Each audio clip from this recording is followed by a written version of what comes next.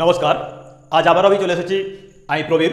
আজ শুরু করব আবারও ষষ্ঠ শ্রেণীর দ্বিতীয় পর্যায়ক্রমিক মূল্যায়ন 2024 অর্থাৎ গণিতের আমাদের সেকেন্ড ইউনিট টেস্ট।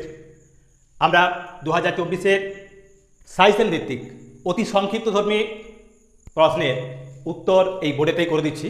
সেই কারণে আমি আমার প্রত্যেক ভিউয়ার্স তথা সচেতন অভিভাবক এবং সেই সঙ্গে সঙ্গে আমার প্রিয় ছাত্রছাত্রীদের কাছে প্রতিদিনকার মতো আজও আবেদন রাখবো, অবশ্যই সম্পূর্ণ ভিডিওটা দেখবে এবং সেই সঙ্গে সঙ্গে লাইক, কমেন্ট এবং শেয়ার করবে। আর তার সঙ্গে বলবো অবশ্যই এই বিষয়গুলো নিয়ে অন্যান্য বন্ধুবান্ধব এবং অন্যান্য শিক্ষার্থীদের সঙ্গে আলোচনা করবে, যাতে করে এই সংক্ষিপ্তধর্মী প্রশ্নের সমস্ত উত্তর তোমাদের এক প্রকার কলমের ডগায় ডগায় ফিরে। সেই কারণে বলবো যে অবশ্যই ভিডিওটা সম্পূর্ণরূপে দেখবে।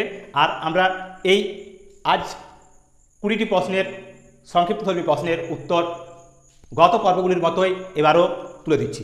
তো সেই কারণে বলবো অবশ্যই সম্পূর্ণ ভিডিওটা দেখো, আর যারা নতুন তারা অবশ্যই চ্যানেলটাকে সাবস্ক্রাইব করো।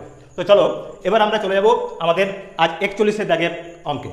কারণ এখনও পর্যন্ত আমরা দুটো পর্ব এই অতি সংক্ষিপ্তধর্মী সাইসেন ভিত্তিক 2024-এর সেকেন্ড ইউনিট টেস্টের জন্য আমরা প্রস্তুত করেছি এবং আজ আমরা আরও 20টি অতিরিক্ত অর্থাৎ মোট 60টি প্রশ্ন তুলে দিতে চলেছি। এগুলিকে আবার আমরা একত্রে তোমাদের সামনে তুলে ধরবো, অর্থাৎ একসঙ্গেই তোমরা পেয়ে যাবে যদিও। তো দেখো আমাদের 41 দাগের অঙ্কে কী রয়েছে। এখানে বলা আছে 3/4 ভগ্নাংশটিকে শতকরায় প্রকাশ করো। তো 3/4 ভগ্নাংশকে শতকরায় প্রকাশ করলে আমরা কিভাবে করব না, তখন এই 3/4 গুণ শতকরা যেহেতু বলা আছে তাই আমরা লিখব গুণ 100। 4 দিয়ে কাটবো, 4 25-এ হবে 100 সমান সমান হবে 25 3 75%, অর্থাৎ শতকরা 75। তাহলে 3/4 ভগ্নাংশটিকে শতকরায় প্রকাশ করলে হয় 75%। এবার 42 দাগের অঙ্ক। 42 দাগের অঙ্কেতে বলা রয়েছে কি না 200 এর 5% সমান কত। ঠিক একই রকমভাবে আমরা বার করব যে 200 এর অর্থাৎ ইন্টু কত না 5%, মানে 5-এর 100। এখন এই 200 দুটো শূন্য আর 100 দুটো শূন্য কেটে দিলাম, তাহলে থাকে 2 5-এ 10 সমান হবে কত না 10। তাহলে 200 এর 5% সমান সমান হবে 10। ঠিক একই রকমভাবে এবার আমরা এই 43 দাগের অঙ্কের সমাধান করব। কি আছে এখানে প্রশ্নে রয়েছে আমাদের না 64 ভাজিত 0.8 সমান কত। 64 একে আমাকে ভাগ করতে হবে 0.8 দিয়ে। দশমিকের পরে একটা সংখ্যা আছে তাই আমরা একে উপরে 10 দিয়ে গুণ করব, কারণ একের পিঠে একটা শূন্য দিয়ে গুণ করছি, তাহলে দশমিক উঠে গেল। এখন 8 8-এ 64 অর্থাৎ 8 10-এ হবে 80। এই হলো আমাদের 43 দাগের অঙ্কের সমাধান। ঠিক একই রকমভাবে আমরা এই দ্রুততার সঙ্গে এগিয়ে যাব আমাদের বাকি অঙ্কগুলির দিকে। এখন আমরা রয়েছে 44 দাগের অঙ্কে। এখানে কি বলা রয়েছে, এখানে বলা রয়েছে রাতুল অঙ্কে 25-এর মধ্যে 20 পেয়েছে, সে শতকরা কত পেয়েছে। 25-এর মধ্যে 20, তার মানে আমরা এটাকে লিখবো এইভাবে 20/25, 25-এর মধ্যে 20, তাহলে শতকরা সে কত পেয়েছে অর্থাৎ গুণ 100। তাহলে 20/25 ইন্টু 100 হবে, অর্থাৎ 25 4-এ করবো 100, তার মানে 4 20 80। তার মানে রাতুল 80% নাম্বার পেয়েছে অঙ্কে। তাহলে রাতুল অঙ্কে 25-এর মধ্যে পেয়েছিল 20, তাহলে শতকরা সে কত পেয়েছে এটা বার করতে গিয়ে আমরা করলাম কি না 20/25 ইন্টু 100, কাটাকুটি করে পেলাম আমরা কত 4 20 80, অর্থাৎ 80% নাম্বার অঙ্কে রাতুল পেয়েছে। এখন 45 দাগের অঙ্ক। এখানে কি বলা রয়েছে না a সমান -5 এবং b সমান 3 হলে a মাইনাস b সমান কত। তাহলে a এর মান দেওয়া আছে 5, a এখানে দেওয়া আছে a মাইনাস b সমান সমান আমরা লিখতে পারি a সমান কি না -5, আর b সমান কি না এখানে মাইনাস আছে মাইনাস দিলাম, b সমান আছে 3, তাহলে লিখব এখানে লিখব 3। তাহলে এখন -5 - 3 সমান হলো -8, অর্থাৎ এটা হবে এর সমাধান। তাহলে কি পেলাম না a সমান হচ্ছে -5 এবং b সমান 3 হলে a মাইনাস b সমান হয় কত না -8। তো এইরকমই গুরুত্বপূর্ণ আরও 15টি অঙ্ক আমাদের এই পর্বে রয়েছে। সেই কারণে ভিডিওটা 20 মিনিটের বেশি হবে না, তো সেই কারণে বলবো সম্পূর্ণ ভিডিওটা লক্ষ্য রাখো, তাহলেই তোমাদের কাছে 60টি সংক্ষিপ্তধর্মী প্রশ্ন দ্বিতীয় ইউনিট টেস্টের জন্য প্রস্তুত হয়ে যাবে। আর সেই সঙ্গে সঙ্গে তোমরাও এক ধাপ এগিয়ে যাবে আগের থেকেই তোমরা প্রশ্নগুলো পেয়ে যাচ্ছ, সেই সাথে সাথে তার উত্তর কিভাবে করতে হবে তারও সমাধান পেয়ে যাচ্ছ। সেই কারণে বলবো অবশ্যই সম্পূর্ণ ভিডিওটা দেখো, তাহলেই আগামী 2024-এর দ্বিতীয় ইউনিট টেস্ট তোমাদের অত্যন্ত শুভ হয়ে যাবে। তো চলো এবার আমরা চলে যাবো আমাদের পরের প্রশ্নের সমাধানে। দেখো এবার আমরা চলে এসেছি আমাদের 46-এর দাগের অঙ্কে। এখানে কি রয়েছে না, এখানে রয়েছে কত টাকার 20% 17 টাকা, অর্থাৎ এই 20% হবে কত টাকা না 17 টাকা। তাহলে আমরা লিখব 17/20 ইন্টু 100, 20 5 হবে 100 সমান 85, অর্থাৎ 85 টাকার 20% সমান 17 টাকা। 85 টাকার 20% সমান হলো 17 টাকা। তাহলে কি করলাম আমরা না, এক্ষেত্রে আমরা করলাম 17/20 গুণ 100। এবার 47-এর দাগের অঙ্ক। এখানে বলা আছে দুটি পরস্পর মৌলিক সংখ্যার গসাউ কত। পরস্পর মৌলিক সংখ্যা মানে যাদেরকে আমরা ভাগ করলে এক ছাড়া অন্য কোনো কিছু পাবো না, অর্থাৎ দুজনের মধ্যে যদি ভাগ করি এক ছাড়া কোনো কিছুই পাওয়া যাবে না, অর্থাৎ তাদের মধ্যে মিল পাওয়া যাবে না, তাই তাদের গসাগু হবে সবসময় 1। যেমন সংখ্যা দুটো হলো 3 এবং 5, এরা পরস্পর মৌলিক, আবার আলাদা আলাদাভাবেও এরা মৌলিক সংখ্যা, অর্থাৎ 3 একটি মৌলিক সংখ্যা, 5 একটি মৌলিক সংখ্যা। ঠিক একই রকমভাবে 14 15 এরাও কিন্তু পরস্পর মৌলিক সংখ্যা, এদের গসাগুও হবে কত না 1 হবে। সেই কারণে এরাও পরস্পর মৌলিক, আবার এই জোড়াও পরস্পর মৌলিক সংখ্যা, তাই পরস্পর মৌলিক সংখ্যার গসাগু সবসময় 1 হবে। এবার 13 সংখ্যাটিকে ট্যালিমার্কের সাহায্যে প্রকাশ করো। 13 সংখ্যাকে আমাদের ট্যালিমার্কের দ্বারা প্রকাশ করতে হবে। আমরা কি করব না, প্রথমে 1 2 3 4 এই 4টেকে একসঙ্গে বাঁধার জন্য আরও একটা দাগ দেবো, তাহলে হলো 5টা দাগ। অর্থাৎ এরকমভাবে 4টের পর 5টার বেলায় আমরা কি 5 নম্বর দাগটা কী করবো না এক একটা বান্ডিল করব, অর্থাৎ এইভাবে 5টার একটা বান্ডিল, আবার 4টে দাগ দিয়ে আবার একটা দাগ দিলাম, বেঁধে দেওয়া হলো, অর্থাৎ 5 5 10টা হয়ে গেল, এবং আরও 3টে দাগ দেবো। তাহলেই হয়ে গেল কি না আমাদের এই 13 সংখ্যাটিকে টেলিমার্কে প্রকাশ করা হয়ে গেল। এই রূপে আমরা টেলিমার্ককে প্রকাশ করে থাকব। এবার এখানে আছে 3.76 এর 13% এর মান কত। অর্থাৎ এই 3.76 এত এর অর্থাৎ ইন্টু 13% মানে হবে কি অর্থাৎ 13/100। এখন এর দশমিক তোলার জন্য আমরা কি করব, এখানেও 100 লিখব, দশমিক তুলে নেব। তাহলে কত পাবো, এখন এদের কাটাকাটি যাচ্ছে না, কাটাকাটি করবো না আমরা, তাহলে কত পাচ্ছি 13 6 6 ধরো 78-এর 8 হাতে রইল 7, 13 7 91 91 আর 7 হবে 98 98-এর 8 হাতে রইল 9, 13 3 39 39 আর 9 39 আর 9 মানে হবে 48 বাই একের পিঠে হবে এবার 4টে শূন্য, সমান সমান দিয়ে লিখতে পারি আমরা কত না 0.4888। তাহলে 3.76 এর 13% এর মান কত হলো না 0.4888। এই হলো আমাদের এর মান বার করানো, অর্থাৎ এটা হলো আমাদের 49 দাগের অঙ্কের সমাধান। এবার আমরা চলে যাব আমাদের এই পর্বের 50তম যে অঙ্কটি রয়েছে তার সমাধানে। এখানে রয়েছে সরল রেখা, সরল রেখাংশ ও রশ্মি এর মধ্যে কার নির্দিষ্ট দৈর্ঘ্য আছে। আমরা এরূপে লিখতে পারি, এটা হলো একটা সরল রেখা আর এটা হলো একটা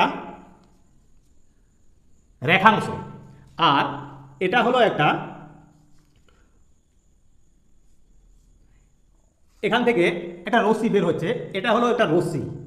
অর্থাৎ আমরা দেখতে পাচ্ছি কি এদের এই দুজনের অর্থাৎ এই সরল রেখা এবং রশ্মি এদের কিন্তু নির্দিষ্ট কোনো দৈর্ঘ্য নেই, নির্দিষ্ট কোনো বিন্দুও নেই, অর্থাৎ এরা হলো অসীম। এর দুটো দিক, এর একটা দিক অর্থাৎ রশ্মির, আর সরল রেখাংশের একটা নির্দিষ্ট মাপ আছে, অর্থাৎ এর নির্দিষ্ট পরিমাপ থাকবে, অর্থাৎ দৈর্ঘ্য মাপা যাবে। তাই নির্দিষ্ট দৈর্ঘ্য আছে একমাত্র কার না এই সরল রেখাংশে, সরল রেখাংশ, সরল রেখাংশ। এই হলো আমাদের মোট এই পর্বের 10টি অঙ্ক। বাকি আরও 10টি অঙ্ক রয়েছে, সেই 10টি অঙ্ক আমরা এবার তুলে দেবো। সেই কারণে বলবো অবশ্যই সম্পূর্ণ ভিডিওটা দেখো, সামান্য একটু দেখে না ছেড়ে দিয়ে সম্পূর্ণ ভিডিওটা দেখলে যেমন 2024-এর সেকেন্ড ইউনিট টেস্টের জন্য ষষ্ঠ শ্রেণীর তাদের সমস্ত সংক্ষিপ্তধর্মী প্রশ্নের উত্তরের প্রশ্ন জানতে পারবে, ঠিক একই রকমভাবে তাদের উত্তর কিভাবে করতে হবে, কত তাড়াতাড়ি করা যাবে তাও এখান থেকেই জানতে পেরে যাবে। তো সেই কারণে বলবো সম্পূর্ণ ভিডিওটা দেখো, তাহলেই বাকি অঙ্কগুলো তোমাদের কাছে জলের মতো পরিষ্কার হয়ে যাবে। তো চলো এবার আমরা চলে যাবো আমাদের 51 দাগের অঙ্কে। এবার আমরা চলে এসেছি আমাদের 51 দাগের অঙ্কে। 51 দাগের অঙ্কে কী রয়েছে না, এখানে বলা আছে 45 সেন্টিমিটার তারকে বাঁকিয়ে তুমি একটি বর্গক্ষেত্র তৈরি করলে। বর্গক্ষেত্রের প্রত্যেকটি বাহুর দৈর্ঘ্য কত? তার মানে একটি বর্গক্ষেত্রের 4টি বাহু থাকে এবং 4টি বাহু পরস্পর সমান। এটি হলো যদি পরিসীমা হয়, তাহলে 4টি বাহুর প্রত্যেকটি দৈর্ঘ্য হবে এটি ভাজিত 4, অর্থাৎ 45/4 সেন্টিমিটার।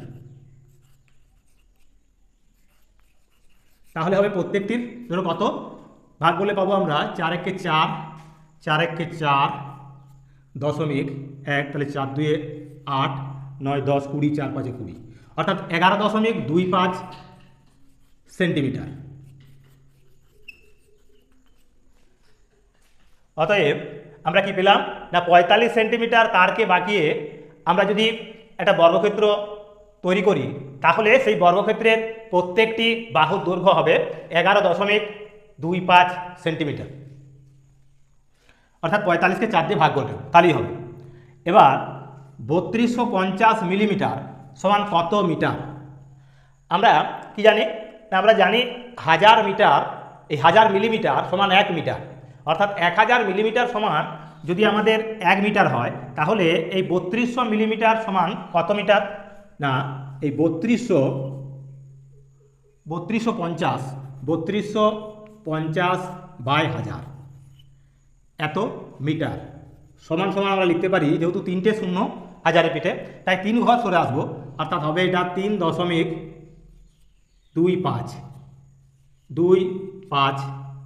Metre, 3.25 metre. এই হলো আমাদের 52 দাগের অঙ্কের সমাধান। এবার আমরা 53 দাগের অঙ্কের সমাধান করব। এখানে কি বলা আছে না, একটি তল দিয়ে তৈরি ঘনবস্তুর নাম লিখো। একটি তল দিয়ে তৈরি ঘনবস্তুর নাম লিখো, সেটি হবে কি না বল, গোলক, অর্থাৎ বল। বল হলো একটি সেই ঘনবস্তু যে ঘনবস্তুর একটি মাত্র তল। এবার 54 দাগের অঙ্ক। 54 দাগের অঙ্কেতে কি বলা আছে? এখানে বলা আছে 31.25 মিটার লম্বা ফিতে থেকে 0.25 মিটার দৈর্ঘ্যে সমান টুকরো করলে কতগুলি টুকরো পাওয়া যাবে। তার মানে এই 31.25কে আমরা এই 31.25 একে আমরা ভাগ দেব কত দিয়ে না 0.25 দিয়ে। এখন কি দেখা যাচ্ছে না, দশমিকের পর লবের ক্ষেত্রেও রয়েছে দুটো অঙ্ক, আবার হরের ক্ষেত্রেও দুটো অঙ্ক, তাই আমরা দশমিকগুলো তুলে নেব। এখন তাহলে রইল 3125কে আমরা 25 দিয়ে ভাগ করব। 25 দিয়ে ভাগ করলে কাটাকুটি করলে কত পাবো? 25 1 25 থাকে 6 62, 25 দিয়ে 50, 50 ছিল 62 থাকে 12, 125, 25 5 125, অর্থাৎ 125টি। তাহলে কি পেলাম না 31.25 মিটার লম্বা ফিতে থেকে যদি আমরা 0.25 মিটার লম্বা দৈর্ঘ্যে ফিতে কাটি, তাহলে সমান টুকরো পাবো এরূপ কতগুলো না, তখন 31.25কে 0.25 দিয়ে ভাগ করলে আমরা পাচ্ছি 125টি টুকরো পাবো। ভাগ করবো দেখবো কি না 125টি আমরা টুকরো পাবো। তো এই গেল আমাদের 54 দাগের অঙ্ক। এবার আমরা চলে আসবো আমাদের 55 দাগের অঙ্কে। এখানে বলা রয়েছে 3টি অসমরেখ বিন্দু দিয়ে কয়টি সরল রেখা আঁকা যাবে। 3টি অসমরেখ বিন্দু এরূপ, এখানে একটা বিন্দু আছে, এখানে একটা বিন্দু আছে, এখানে একটা বিন্দু আছে। তো আমরা এই 3টি অসমরেখ বিন্দু দিয়ে কটা সরলরেখা পেতে পারি? এরূপে 3টে সরলরেখা পেতে পারি। তাহলে কটা সরলরেখা পাচ্ছি? না একটা, এই একটা, এই একটা, এই একটা, মোট 3টে সরলরেখা পাবো। তাহলে 3টি সরলরেখা পেতে পারি। তাহলে এই হলো আমাদের 55টি অঙ্ক, সংক্ষিপ্ত ধর্মী অঙ্ক, তাদের সমাধান। এবার আমরা বাকি আরও 5টি অঙ্ক রয়েছে, দ্রুততার সঙ্গে আমরা সেই 5টি অঙ্কেও তোমাদের তুলে দেব, যাতে করে তোমাদের দ্বিতীয় পর্যায়ক্রমিক মূল্যায়নের প্রস্তুতির ক্ষেত্রে কোনো খামতি বা ঘাটতি না থাকে। তার আপ্রাণ চেষ্টা করে যাব আমরা, এবং যত রকম ধরনের হতে পারে সমস্ত ধরনের প্রশ্ন তুলে দিচ্ছি। সেই কারণে বলবো সম্পূর্ণ ভিডিওটা দেখো এবং অবশ্যই লাইক, কমেন্ট, শেয়ার করো। আর তার সঙ্গে সঙ্গে এই চ্যানেলটি সম্পর্কে অন্যান্য বন্ধুবান্ধবদের সঙ্গে আলোচনা করো। আর যারা নতুন এই চ্যানেলে আসছো অবশ্যই চ্যানেলটাকে সাবস্ক্রাইব করো। তো চলো এবার আমরা বাকি অঙ্কগুলির সমাধান দ্রুততার সঙ্গে করে নিই। এবার আমরা চলে এসেছি আমাদের এই পর্বের শেষ 5টি অঙ্ক নিয়ে। এই পর্বের শেষ যে 5টি অঙ্ক, তা 56তে রয়েছে -7 এর সঙ্গে কত যোগ করলে -12 হবে। তাহলে এখানে আছে -7 এর সঙ্গে কত যোগ হলে হবে আমাদের কত? না -12। তাই -12 হতে গেলে আমাদের কী করতে হবে?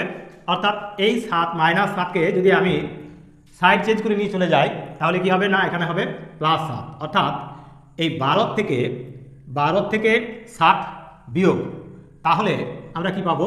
না 12 থেকে যদি আমরা 7 বিয়োগ দিই, অর্থাৎ এভাবে লিখতে পারি -12, এই -12 আছে, আর তার থেকে আমরা বিয়োগ করব -7, তাহলে কি পাচ্ছি? না -12 + 7 = -5। অর্থাৎ এই -7-এর সঙ্গে যদি আমরা -5 যোগ করতাম, তাহলে পেতাম -12। তাহলে উত্তরটা হবে আমাদের -5। এবার আমরা 57 দাগের অঙ্কের সমাধান করব। এখানে রয়েছে 2/3 ভগ্নাংশটিকে শতকরায় প্রকাশ করো। একে শতকরায় প্রকাশ করলে কি হবে? না এক্ষেত্রে আছে আমরা এই মিশ্র ভগ্নাংশটাকে আমরা অপ্রকৃত ভগ্নাংশ করে নেব প্রথমে। তাই 5 × 10 = 13, অর্থাৎ 13/5 গুণ 100, শতকরা যেহেতু বার করতে হবে তাই 100, 5 × 20 = 13 × 2 = 26, 260%, 260%। এবার 58 দাগের অঙ্ক। এখানে আছে 21কে টেলিমার্কের দ্বারা প্রকাশ করো। টেলিমার্কের মাধ্যমে প্রকাশ করবো আমরা 21। আমরা জানি যে 4টে দাগ দেওয়ার পর পঞ্চম দাগটা আমরা এই 4টেকে বাঁধার জন্য একটা দাগ দেবো, তাহলে হবে 5টা। এইভাবে আমরা রেখাঙ্কিত করব। তাহলে এটা হলো 5টার একটা বান্ডিল। আবার এই 5টার একটা বান্ডিল, 5 × 5 হলো 10। আবার এই 4 আর এই একটা দাগ দিয়ে 5টা এরও, তাহলে 5 × 3 = 15, 1, 2, 3, 4, 5টা, অর্থাৎ আর একটা দাগ, অর্থাৎ 5, 5, 10, 5, 15, আর 5 20 আর 21। এইভাবে আমরা এই 21 সংখ্যাটাকে টেলিমার্কের দ্বারা প্রকাশ করতে পারি। ঠিক একই রকমভাবে আমরা এখানে 59 দাগের অঙ্কে একটা ড্যাশ পূরণ রয়েছে। কী রয়েছে এখানে? শূন্যস্থান পূরণ করতে বলেছে। না নিয়ন্ত্রিত সংখ্যার মান, সবসময় মনে রাখতে হবে নিয়ন্ত্রিত সংখ্যার মান ও দিক থাকে। দুটো জিনিস থাকে, একটা হচ্ছে মান থাকবে আর দিক থাকবে তার। এই গেল 59-এর অঙ্ক।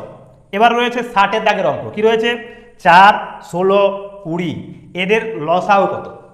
তো এরকম আমরা চোখে দেখে কিভাবে কোনো উৎপাদক বিশ্লেষণ না করেও লসাগু করতে পারি। কিভাবে করব? না সেক্ষেত্রে এই 20 সংখ্যাটা সবচেয়ে বড়। এখন এই 20 এবং এই 20 সংখ্যাটাকে কে ভাগ করা যায়? মানে এই ছোটোগুলো দিয়ে 4, 5, 20, অর্থাৎ 4 দিয়ে যায় 20-কে, কিন্তু 16 দিয়ে 20-কে যায় না। তাই 16 লসাগু হবে না, বা 20ও লসাগু হবে না। এক্ষেত্রে কি করব তাহলে? না এই 20 সংখ্যাটার গুণিতক 40, 40কে 4 দিয়ে তো যাবে, কিন্তু 16 দিয়ে যাবে না। তাই 20-র গুণিতক 60, 60কে আবার 16 দিয়ে যায় না, 20 দিয়ে যাবে, তাই 4 দিয়ে যাবে, তাই যাবে না। এবার 80 সংখ্যাটাকে 4 দিয়ে যাবেই, 20 দিয়ে যাচ্ছে, আর 16 5 হয় 80। তাহলে এদের লসাগু হবে কত? সমান সমান লিখবো আমরা 80। অর্থাৎ মুখে মুখে আমরা এইভাবেও কিন্তু এটা করতে পারি। অর্থাৎ 4, 16, 20 এদের লসাগু হবে 80। তো এই রকমই গুরুত্বপূর্ণ যে 60টি সংক্ষিপ্তধর্মী প্রশ্নের উত্তর আমরা এক প্রকার সাইসেন ভিত্তিক ষষ্ঠ শ্রেণীর দ্বিতীয় পর্যায়ক্রমিক গণিত পরীক্ষার জন্য তুলে ধরেছি। সেই 60টি প্রশ্ন এবং তাদের উত্তর, যথাযথ উত্তর তোমাদের প্রস্তুত করে দিলাম।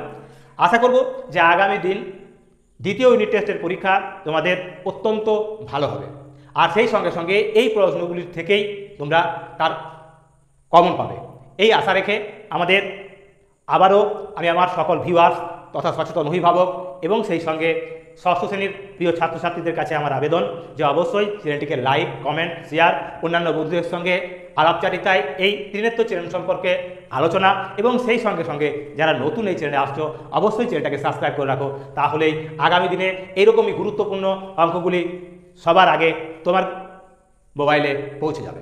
তো সেই কারণে আজকের মতো এখানে ভিডিওটি শেষ করছি। নমস্কার।